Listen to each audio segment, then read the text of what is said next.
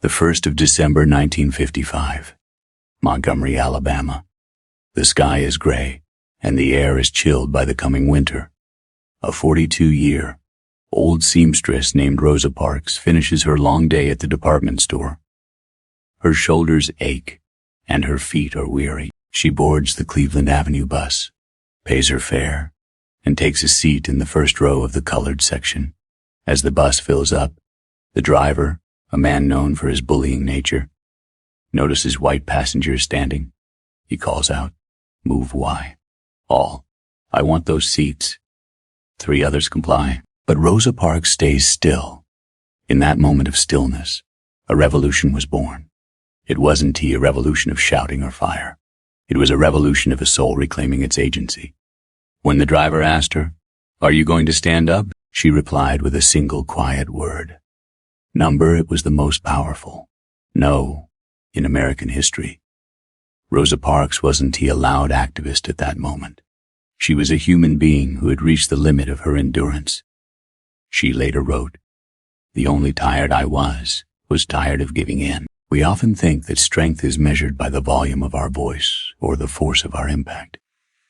But Rosa Parks teaches us that the highest form of power is fortitude, the internal strength to remain immovable when your dignity is at stake. Most of us in our daily lives feel like we are being pushed around. We are pushed by the expectations of our families, the demands of our bosses, and the silent judgments of society.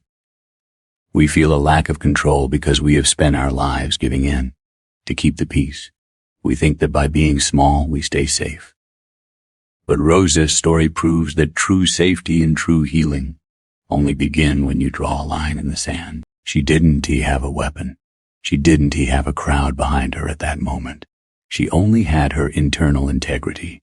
She practiced a form of modern stoicism.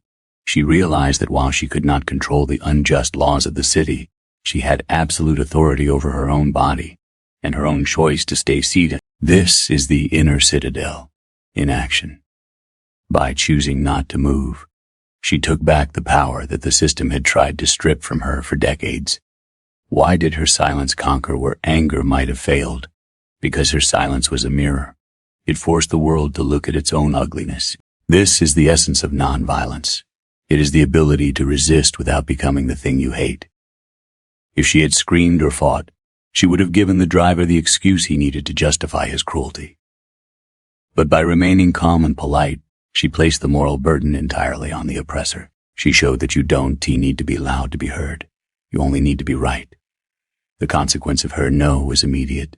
She was arrested, fingerprinted, and jailed. But as she sat in that cell, she felt a strange sense of peace. For the first time in her life, she was truly free. The chains of giving in had been broken. Her quiet act ignited a 381-day bus boycott that brought the system of segregation to its knees.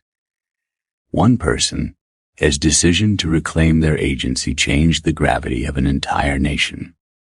Think about the bus you are riding today. What is the thing that is demanding you give up your seat, your values, your time, or your self-respect? We often feel powerless because we think we need to change the whole system to be free. But Rosa Parks shows us that the system's power over you ends the moment you decide that your dignity is non-negotiable. You don't need to change the world today. You only need to change your response to the world. Healing comes from the realization that you are not a victim of your circumstances, but a creator of your character. When you stop giving in to the things that diminish your soul, you find a reservoir of strength you never knew you had. This is the path of self-mastery. It is the quiet discipline of saying no to the noise, no to the pressure, and no to the fear as you move through your week. Remember the seamstress from Montgomery.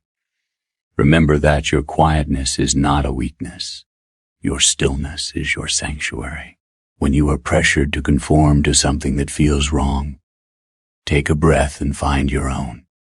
No, it doesn't have to be a shout.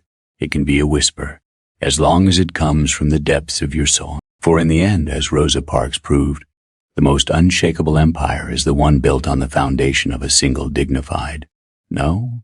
Be brave enough to stay seated in your truth.